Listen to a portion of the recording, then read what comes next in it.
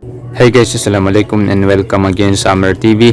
So ang pag-uusapan natin ngayon ay kung paano natin ma-refund yung pera natin na binayad sa Shopee.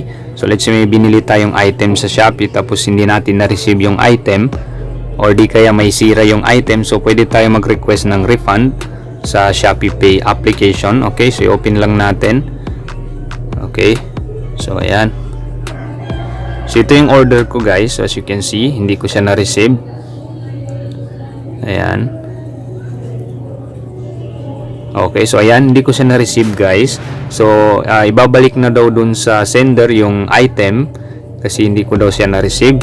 Okay, so ngayon paano ba tayo mag-request ng refund para ma-refund natin yung binayad natin, kasi binayaran ko siya through credit card. So ayan, 1,159 pesos. So binayaran ko siya gamit ang aking credit card.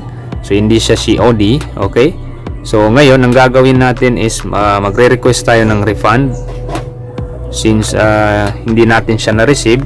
So ayan, i-click lang natin yan. Then as you can see, meron dito sa gilid, return or refund. Okay, so ayan. Okay, so ngayon pipili tayo dito. Okay, so since hindi natin siya na-receive, so dito tayo sa I didn't receive some or all of my items. Okay, so kung may issue naman yung item, doon tayo sa taas, yung I have received all my items but there are issues. Okay, so since hindi natin siya na-receive, so dito tayo sa I did not receive some of all my items. Okay, so ayan. Okay, so ngayon ang next na gagawin natin is dito tayo sa reason, kung anong reason natin. Okay, so parcel not delivered. So dyan tayo, i-click natin yan. Okay, so hindi siya na-deliver guys, parcel not delivered. So ngayon ang gagawin natin is submit lang natin. So maglagay lang tayo ng email dito. Okay, so ayan. Then submit lang natin guys.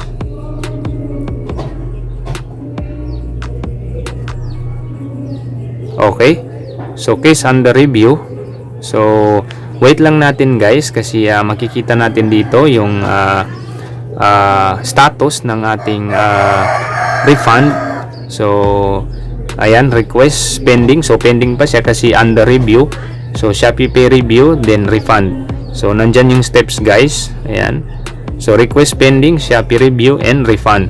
So pag dyan na sa refund, ibig sabihin makikita natin yung pera natin doon sa ating Shopee wallet, yung wallet natin sa Shopee.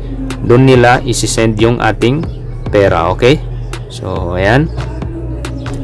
Okay, case under review. We aim to provide you with an update by June 4, 2024, 4 AM. Okay, so wait lang natin yung June 4, 2024. Okay, so ayan. Balikan lang natin ito guys, and then makikita rin natin dun sa email natin kung ano na ba yung status, kasi nilagay natin yung email address natin dun.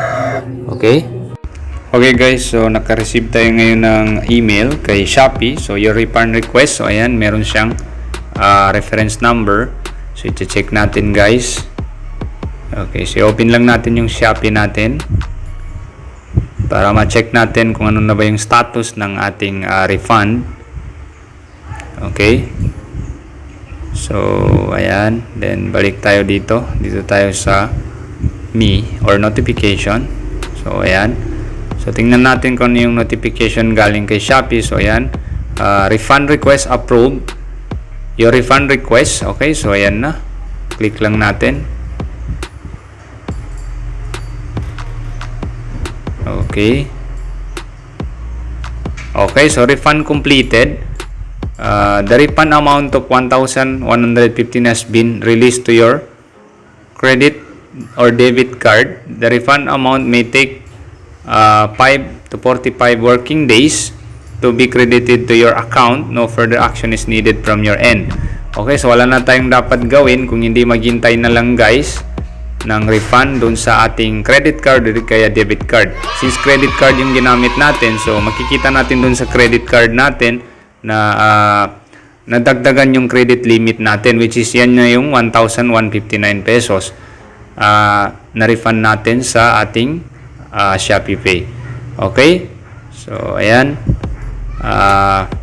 Maghintay na lang tayo ng 5 to 45 working days. So, sa akin kasi is pagka 5 days, so automatically pumasok na sa aking credit card. Okay? So, ganun lang kasimple guys. So, I hope nakatulong ito sa inyo. Thanks for watching and don't forget to subscribe to Amar TV for the latest videos na aking i-upload. Sukran and wassalam.